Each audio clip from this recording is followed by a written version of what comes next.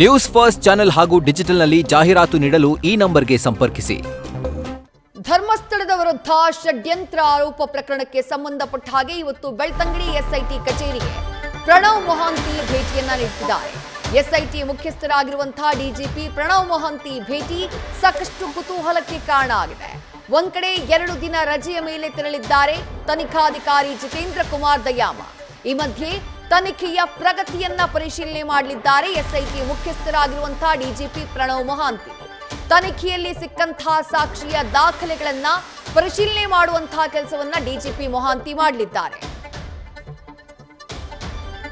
ಮತ್ತಷ್ಟು ಡೀಟೇಲ್ಸ್ ನಮ್ಮ ಪ್ರತಿನಿಧಿ ಪರೀಕ್ಷಿತ್ ನೀಡ್ತಾ ಹೋಗ್ತಾರೆ. ಪರೀಕ್ಷಿತ್, ಸಾಕಷ್ಟು ಬೆಳವಣಿಗೆಗಳಾಗ್ತಾ ಇದೆ. ಧರ್ಮಸ್ಥಳದ ವಿರುದ್ಧ ಷಡ್ಯಂತ್ರಕ್ಕೆ ಸಂಬಂಧಪಟ್ಟ ಹಾಗೆ ಹಲವು ಆಯಾಮಗಳು ಈಗಾಗಲೇ ಬೆಳಕಿಗೆ ಬಂದಿವೆ. ಇದರ ಮಧ್ಯೆ ಎಸ್ಐಟಿ ಮುಖ್ಯಸ್ಥರ ಭೇಟಿ, ಏನೇನ್ ಡೀಟೇಲ್ಸ್ ಲಭ್ಯವಾಗ್ತಾ ಇದೆ?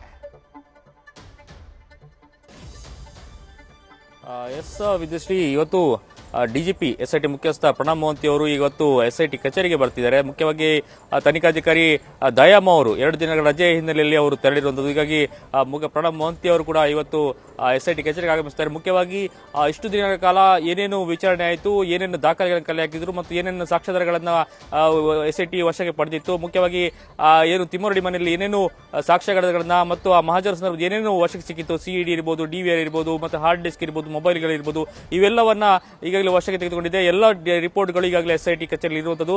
ಇದನ್ನೆಲ್ಲ ಪರಿಶೀಲನೆ ಮಾಡಲಿಕ್ಕೆ ಇವತ್ತು ಮೊಹಾಂತಿ ಅವರು ಆಗಮಿಸುತ್ತಾರೆ. ಇವತ್ತು ಹೇಗೋ ದಯಾಮ್ ಅವರು ರಜೆ ಮೇಲಿದ್ದಾರೆ.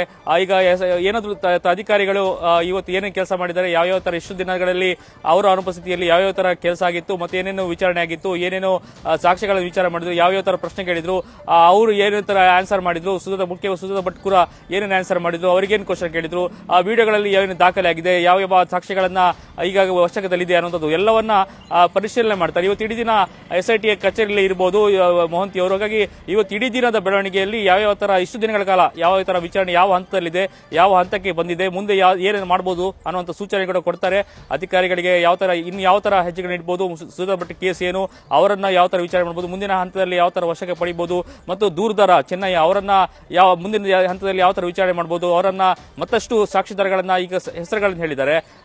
ಚೆನ್ನೈ ಅವರನ್ನ ಯಾವ ತರ ವಿಚಾರಣೆಗೆ ಒಳಪಡಿಸಬೇಕು, ಅವರನ್ನ ಯಾವ ತರ ನೋಟಿಸ್ ಕೊಡಬೇಕು, ಇವೆಲ್ಲ ಸೂಚನೆಗಳನ್ನ ಇವತ್ತು ಮೊಹಾಂತಿ ಅವರು ಕೊಡ್ತಾರೆ. ಮುಖ್ಯವಾಗಿ ಎಲ್ಲ ದಾಖಲೆಗಳ ಪರಿಶೀಲನೆ ಮಾಡಿ ಮುಂದಿನ ಹೆಜ್ಜೆಗಳು ಯಾವ ತರ ಇರಬೇಕು ಅನ್ನುವಂತ ಸೂಚನೆಗಳನ್ನ ಇವತ್ತು ಮೊಹಾಂತಿ ಅವರು ಕೊಡಲಿದ್ದಾರೆ. ಇವತ್ತು ಬಹಳಷ್ಟು ಬೆಳವಣಿಗೆಗಳು ಎಸ್ಐಟಿ ಕಚೇರಿಯಲ್ಲಿ ಆಗಲಿದೆ. ವಿಜಯಶ್ರೀ, ಪರೀಕ್ಷಿತ್ ಹಾಗೆ ಸಂಪರ್ಕದಲ್ಲಿರಿ. ನ್ಯೂಸ್ ಫಸ್ಟ್ ನಿರ್ಭೀತಿಯಿಂದ ನಿಮ್ಮ ಪರವಾಗಿ.